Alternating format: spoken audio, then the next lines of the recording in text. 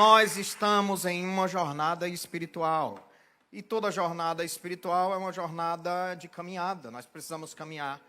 Nós, nesse ano, orando a Deus, recebemos uma revelação do Espírito Santo de usar essa quaresma focado nas expressões de Jesus na cruz.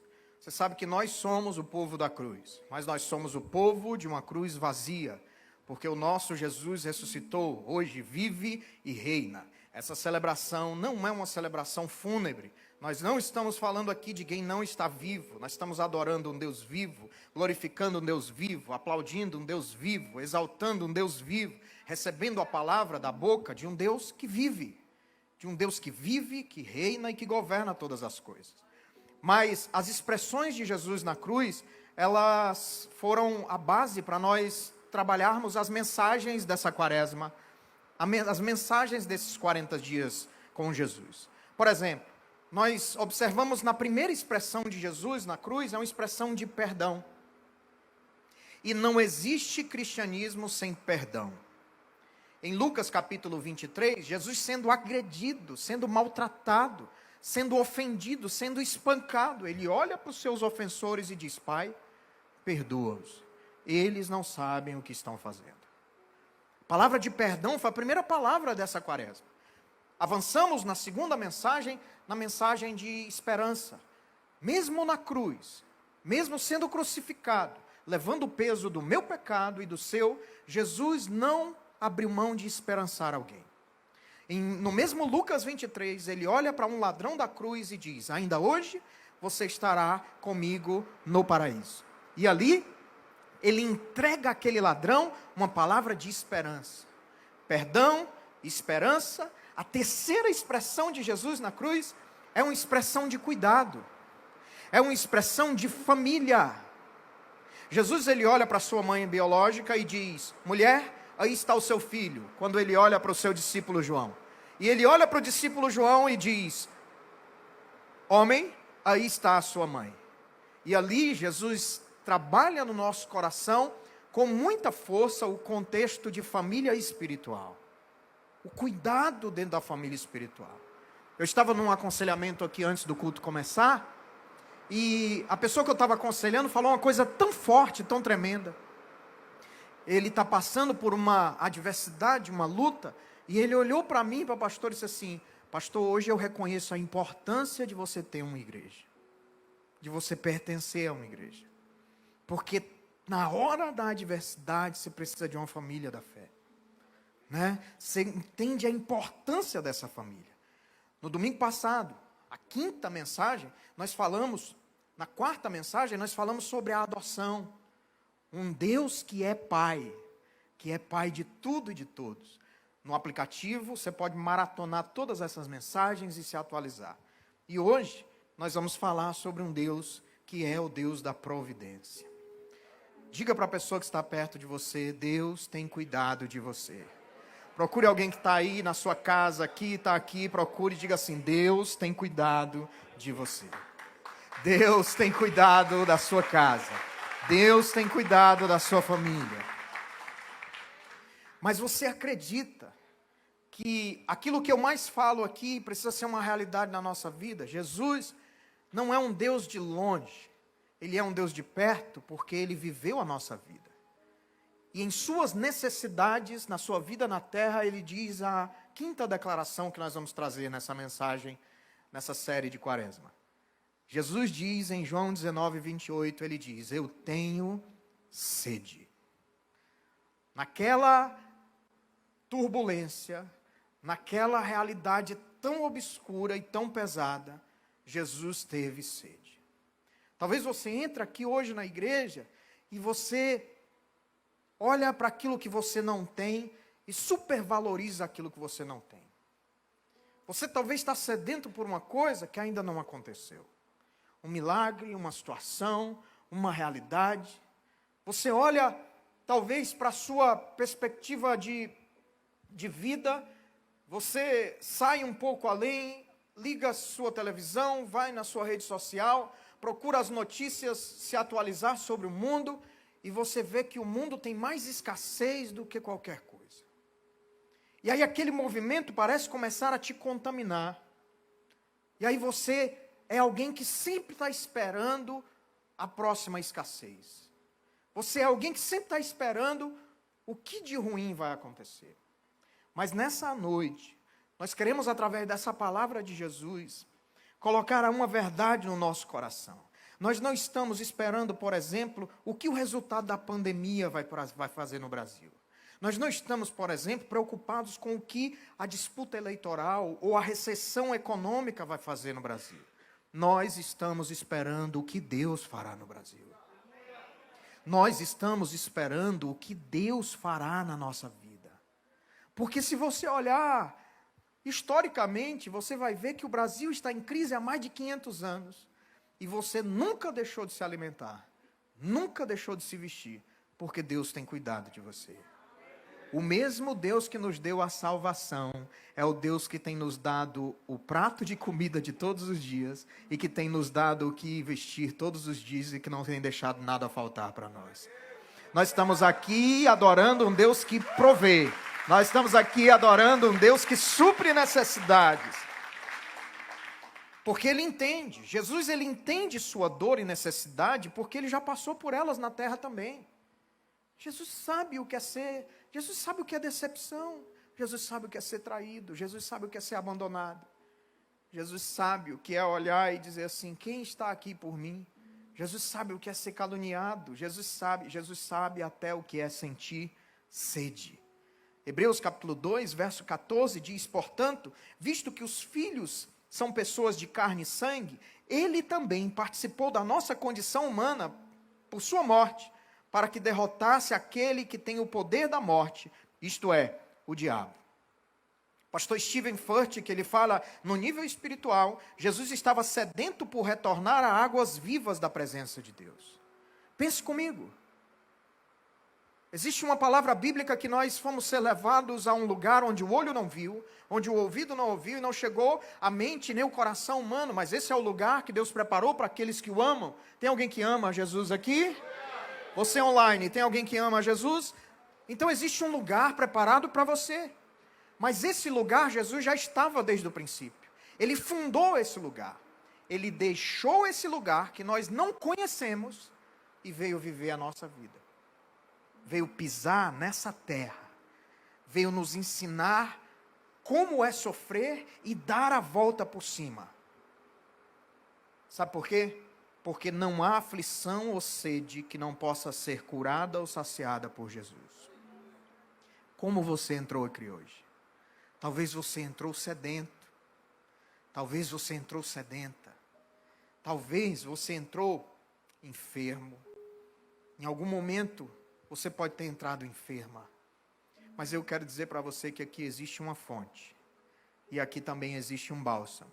A fonte para saciar a sua sede. O bálsamo para curar suas feridas. Pura e simplesmente, porque nós estamos reunidos no nome daquele que tem poder para fazer. Jesus é tão forte e tão tremendo, que Ele nos traz alguns princípios nessa noite. Por que Ele disse tenho sede? Porque água é importante. Nós podemos viver até alguns dias sem nos alimentar, mas a água é fundamental para a nossa sobrevivência. Água é uma coisa que não pode faltar para nós. Porque a água nos faz caminhar, viver, transpirar, ter uma vida saudável fisicamente. E nós precisamos entender e viver essa perspectiva de estar sempre nos saciando na fonte certa. Mas para que você experimente as palavras de providência de Deus sobre sua vida, você precisa, primeiro, entender o propósito da sua sede. Primeiro, entender o propósito da sua sede. Se nós conversarmos aqui entre nós, e a pergunta for, o que falta para você? Você vai dizer, todos nós temos algo a dizer que está faltando. Todos nós estamos sedentos para acontecer alguma coisa que não aconteceu. Todos nós estamos sedentos para realizar algo que ainda não se realizou. Todos nós estamos talvez esperando uma intervenção do céu. Todos nós estamos. Todos nós, em algum momento nessa vida, vamos passar por dificuldades, que a gente vai olhar e vai dizer assim, como é que eu vou sair dessa? O grande segredo é você entender o propósito de tudo. Entender que muitas vezes esse movimento, essa temporada de escassez, é a única forma de você aprender. Entender que esse movimento e essa temporada de falta é a única forma de você entrar numa escola e aprender aquilo que Deus quer te ensinar. Mas eu quero dizer que há propósito para tudo, inclusive na adversidade, na dor e no sofrimento. Olha só o que diz lá em João capítulo 19, verso 28 e 29. Diz assim: sabendo então que tudo estava concluído, vírgula, para que se cumprisse a Escritura, para que o propósito se cumprisse, Jesus disse: tenho sede. E estava ali uma vasilha cheia de vinagre. Embebedaram aquela vasilha numa esponja, colocaram na ponta de um caniço de isopo e ergueram até os lábios de Jesus. Mas Jesus, ele estava convicto de que até o sofrimento dele tinha propósito, de até a escassez que ele estava vivendo tinha propósito, daquilo que faltava para ele naquele momento estava faltando para que se cumprisse as Escrituras, porque existia um propósito a se cumprir. Isso nos faz entender que reclamação não vence a adversidade. Isso nos faz entender que murmuração não minimiza o deserto. Isso nos faz entender que oração de murmúrio não faz com que brotem poços de água no meio do deserto. Não faz. Reclamar não resolve. Murmurar não resolve. Mas entender o propósito de tudo faz com que aquela caminhada se torne uma caminhada com sentido. Procure alguém que está perto de você e diga: todo deserto é pedagógico e terapêutico. É para ensinar e para tratar. Passe por esse deserto e vença. Você pode aplaudir o nome de Jesus, porque Ele é bom. Bem forte o nome de Jesus. Entender esse propósito é entender que nada sai do controle de Deus, gente. E às vezes a gente está caminhando, está vivendo uma vida na terra. Olhe para mim aqui. Olhe para mim. A gente está vivendo uma vida na terra, onde a gente acha que tudo está fora do lugar. Quando tudo parecer fora do lugar, não se preocupe. Deus está sentado no trono, governando todas as coisas. Não se preocupe. Às vezes, a nossa escassez faz com que a gente enxergue as coisas da forma como a gente não deve enxergar. Nada acontece por acaso. Nada sai do controle da soberania de Deus. Nada pega Deus de surpresa. Nada. Tudo tem um propósito, até a nossa escassez. Você não pode olhar para a realidade da sua vida e caminhar na estrada da vitimização. Você não pode olhar para a realidade da sua vida e caminhar para a realidade de que eu sou o patinho feio. Tudo de ruim acontece comigo. Não. Se você está vivendo a estação do vale, e se esse vale é o vale da sombra da morte, há propósito para isso. Você consegue entender? Você consegue receber? Então receba Romanos 8, 28. Sabemos que Deus age em todas as coisas para o bem daqueles que o amam, dos que foram chamados de acordo com o seu propósito. Havia propósito na escassez de Jesus. Há propósito na nossa também.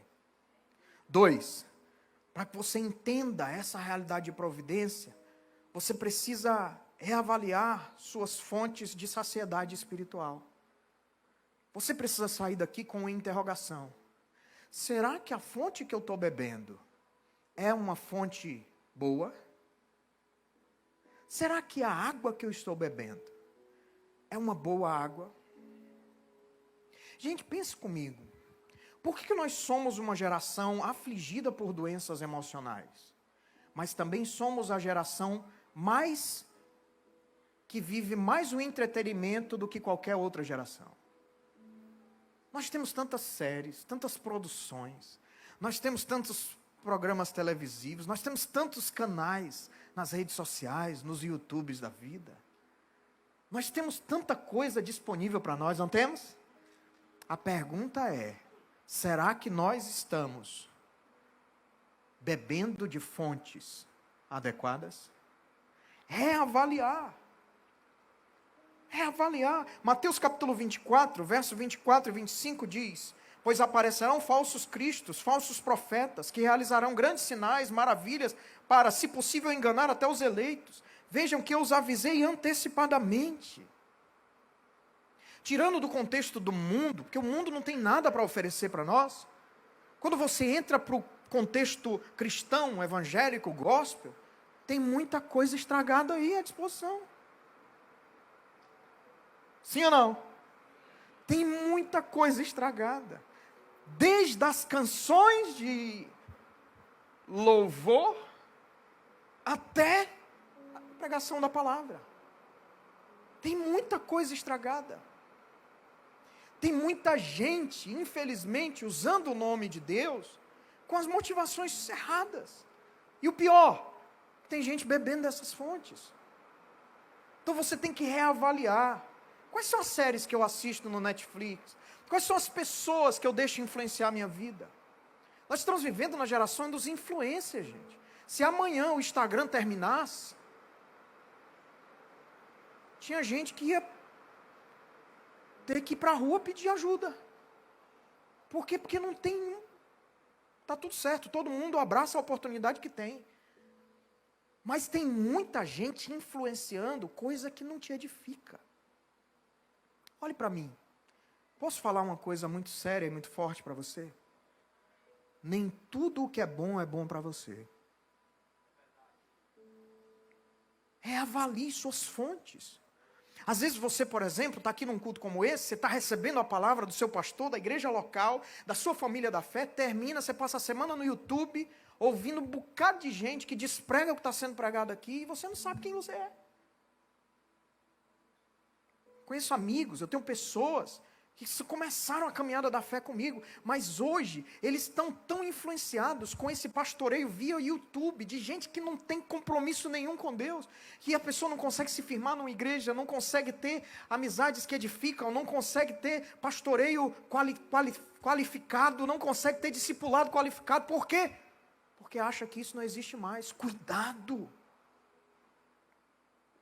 Nós estamos vivendo num tempo onde as pessoas estão aí, caminhando e dizendo: eis que te digo, quando na verdade nós deveríamos ouvir: assim diz o Senhor. Quantos de nós, a caminhada longa de fé, quantos de nós não vimos profetadas absurdas? E tem muita gente se movimentando nessas profetadas e tomando decisões sérias com base em situações falsas. O mundo é um mundo fake. Caminhe de verdade.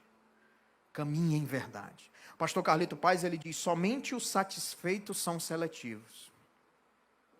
Deixa eu explicar essa frase. Se você decidir abastecer somente quando o seu tanque estiver na reserva, você vai abastecer em qualquer posto. Se você decidir abastecer somente quando o seu tanque estiver na reserva, o primeiro posto que aparecer, você vai abastecer. O problema é que aquele posto pode ter gasolina adulterada e destruir teu carro. Mas quando você é satisfeito, não, meu tanque está meio tanque. Eu posso abastecer em qualquer lugar da cidade, eu vou abastecer no posto que eu escolho. Porque só os satisfeitos são seletivos. Se você caminhar constantemente na insatisfação, qualquer coisa vai servir para você. Mas para os homens e mulheres de Deus, qualquer coisa não serve. Nós não servimos um Deus qualquer, nós não adoramos um Deus qualquer, nós não glorificamos um Deus qualquer, nós não nos reunimos em torno de um nome qualquer, nós estamos aqui reunidos em torno do nome que está acima de todo nome, do nome que é digno de louvor, de aplauso, de glorificação, de exaltação, do nome poderoso de Jesus. Amém? Entenda isso, coloque isso no seu coração. Reavalie suas fontes que você está sendo saciado. E o terceiro ponto que eu quero compartilhar com você nessa mensagem: pare de beber água contaminada. reavalie. Isso aqui me edifica? Essa aqui me edifica? Esse aqui me... Não me edifica. O que eu vou fazer então? Pare de beber da água contaminada. Porque tem gente, tem pessoas, tem programas, tem situações, tem determinados canais, tem determinadas lideranças religiosas que você está se alimentando e está sendo prejudicado. Essa semana Deus falou comigo através da nossa mascote aqui. Quem conhece a Sofia? É a nossa gatinha. Se você estiver sentado e sentir algum movimento nas suas pernas em algum lugar do culto, não se preocupe, não é o diabo. É a Sofia, talvez, querendo um carinho seu. Mas a Sofia é interessante, porque nós compramos uma fonte para a Sofia, que é uma fonte presencial. Ela chega na frente da fonte, a fonte liga e começa a jorrar água. E ela fica olhando para a fonte. E aí, às vezes eu chego aqui, quando eu chego, tem uma poça de água, cheia de lama, toda suja. E está lá a Sofia bebendo água.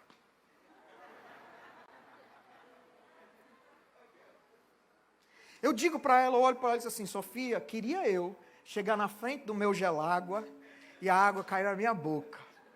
Eu só ia abrir, ia ser bom demais. Mas às vezes nós somos assim. Nós não entendemos que aquela água não é para nós. Aquela água vai nos fazer mal, vai nos contaminar. E existe uma fonte, uma disposição, a fonte que jorra, um movimento que é fácil, está tudo pronto, é só você abrir a boca e consumir. E às vezes a sua decisão é ser influenciado, beber da água que vai te contaminar e te fazer mal. Jeremias capítulo 2, verso 13 e 18, tem uma palavra muito dura de Deus. Olhe só, Jeremias 2, do 13 ao 18 diz, o meu povo cometeu 2 crimes. Olha que palavra forte. Eles me abandonaram a mim e a fonte de água viva, e cavaram suas próprias cisternas rachadas que não retêm água. No verso 18, o profeta Jeremias profetizando para aquele povo, ele diz, agora, por que você vai ao Egito beber água do Nilo? E por que você vai à Síria beber água do Eufrates? Havia água para o povo de Deus em Israel. Por que beber água do Egito? Por que beber água do Nilo? Tem muita coisa que está travada, querido. Tem muita coisa que está te fazendo sofrer. Mas não tem nada a ver com Deus. Não tem nada a ver com a sua igreja, com o seu pastor. Porque talvez você não tenha nada a ver ainda com a igreja, com o pastor. E esse é o problema. Com a sua liderança, com as pessoas. Talvez você está marcando um lugar aqui no domingo, mas o seu consumo é em outras fontes. Você precisa reavaliar e parar de tomar de fontes que só vão te prejudicar. Você precisa parar de tomar a água de fontes que só vão te contaminar, só vão te fazer mal. Está causando dor, está causando doença, está causando escassez. Procure alguém que está perto de você. Você vai profetizar em inglês. Diga assim, stop. Pare de beber dessa fonte, que não te faz bem, que não te edifica. E comece a beber da fonte que vai transformar a sua vida a partir de agora. Você pode aplaudir o nome de Jesus bem forte, bem forte, bem forte, porque Ele é bom. Às vezes a nossa contaminação, ela está no nosso comportamento. Às vezes a nossa contaminação está nas nossas palavras. Saiu do controle, você fala um palavrão do tamanho do mundo inteiro. O cara te fechou no trânsito, o mais leve que você diz é seu desgraçado, amaldiçoado. Às vezes, gente, a nossa contaminação está no nosso acesso à internet. Às vezes está nas conversas indecorosas. Às vezes está na corrupção que se apresenta todos os dias para nós. Dá um jeitinho aí, que eu te dou. alguma coisa para compensar. Às vezes, a corrupção está no falar mal das pessoas pelas costas e não ter coragem de, em amor, falar pela frente. Às vezes, a corrupção, a contaminação, ela se manifesta dessa forma. 2 Coríntios 7,1 diz: amado, visto que temos essas promessas, purifiquemo-nos de tudo que contamina o corpo e o espírito, aperfeiçoando-o à santidade no temor do Senhor.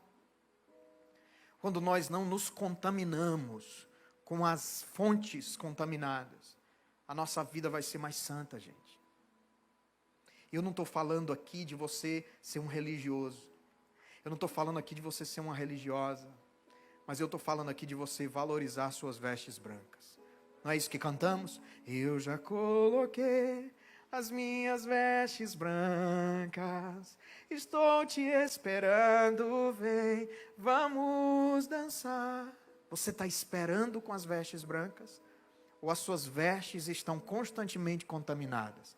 Porque você só recebe algo de fontes que você decidiu que são fontes que vão te prejudicar. Pare de beber, de consumir algo das fontes contaminadas. Quanto mais água suja, mais pessoas serão contaminadas. Quanto mais águas limpas, mais pessoas serão purificadas. Que nessa noite, o Espírito Santo que está aqui em nós, está aqui por nós, que Ele venha gerar em nós um filtro, onde a gente vai entender o que é para nós, o que não é para nós, o que nós devemos deixar entrar na nossa mente, no nosso coração, e o que nós não devemos deixar, porque isso só vai fazer você mais saudável. Nós não estamos aqui em busca de uma caminhada de perfeição, mas nós queremos caminhar saudáveis espiritualmente com Jesus, amém? Você pode dar a Jesus o melhor aplauso dessa noite. Deus é bom! Então, eu tenho que entender o propósito da minha escassez. Eu tenho que reavaliar minhas fontes. Porque às vezes eu estou querendo resolver minhas questões na fonte errada. E se isso está acontecendo, eu preciso parar. Preciso parar de beber das fontes contaminadas. No 4, eu entender que é preciso matar a minha sede na fonte certa. Na fonte certa. Se você for a pessoa certa, bebendo da fonte certa, nada vai dar errado. Nada. É impossível dar errado. Matar a sua sede na fonte certa é entender quem vai ser essa pessoa que vai entregar essa água para saciar a sua sede. João capítulo 4, verso 13 e 14, diz assim: Jesus respondeu: quem beber dessa água terá sede outra vez, mas quem beber da água que eu lhe der, nunca mais terá sede.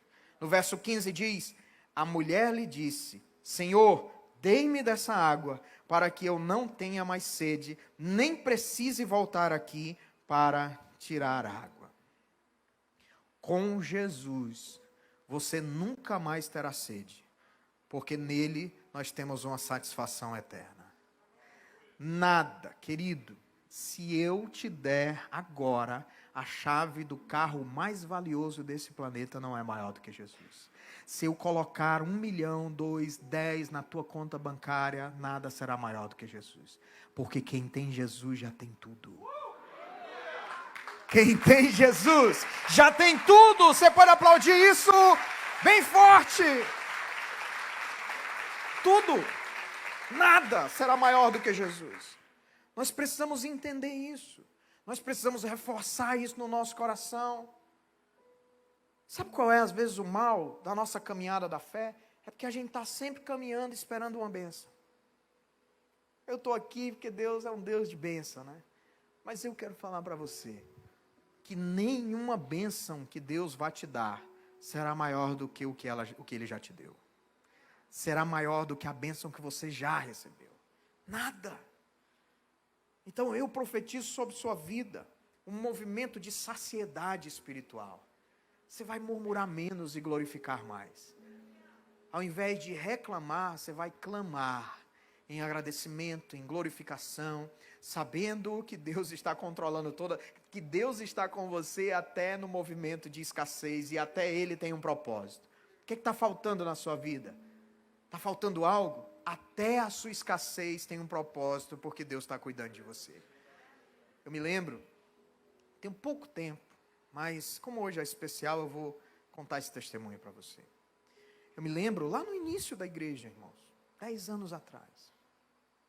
Eu orava tanto para que Deus nos entregasse pessoas, recursos, e a gente não tinha dinheiro para nada. A gente queria comprar um púlpito, Alder. Nossa, tivemos que fazer um projeto, um mega projeto, porque não tinha cadeira, a gente estava num colégio público. A gente chegava lá no domingo para limpar o colégio público. E você já estudou em colégio público? Eu já estudei. Você já foi no banheiro de colégio público? Eu já fui.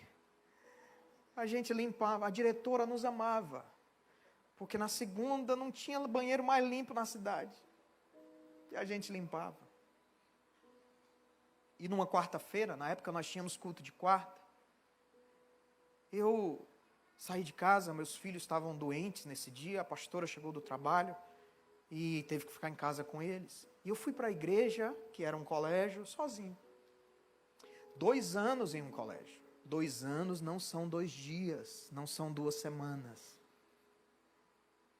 E eu cheguei no colégio, comecei a botar as caixas nas costas e levar para o colégio. E ia lá no pontinho que nós tínhamos alugado e levava para o colégio. E quando terminou, eu já tinha montado tudo e não chegou ninguém. E eu, valha-me Jesus. Tem pouca gente, eu sei, mas ninguém é sério. Quando eu estava terminando, Pedro, chegou uma pessoa. Aí eu, glória a Deus, já não vou desmontar sozinho. Quando eu ia começar o culto, chegou mais 2 pessoas. E ali foi o culto. Eu toquei, cantei, bati palma, tirei a oferta, ofertei, orei por mim mesmo, recebi a oração de mim mesmo. E terminou o culto. Tinha mais ajuda para me ajudar a desmontar, e assim desmontamos tudo. Quando eu entrei no carro, eu desabei, gente. Eu tenho que confessar para você, naquele dia, me faltou fé. Eu comecei a chorar. Eu batia no volante do meu carro. E eu dizia assim, que escassez é essa? Será que o Senhor realmente está comigo? Será que é de Deus a gente está aqui? Meus filhos estão doentes. Eu vim sozinho. 3 pessoas. E às vezes, a melhor coisa que acontece conosco é uma correção do céu. Deus só corrige quem Ele ama e com quem Ele tem propósito. O Espírito Santo veio naquele momento e trouxe uma voz naquele carro, que eu me lembro como se fosse hoje. Eu olhei para trás para saber se tinha alguém dentro do carro, se alguém tinha entrado no carro. O Espírito Santo disse, quem você pensa que é? Eu me assustei, olhei para trás e procurei alguém, não tinha ninguém.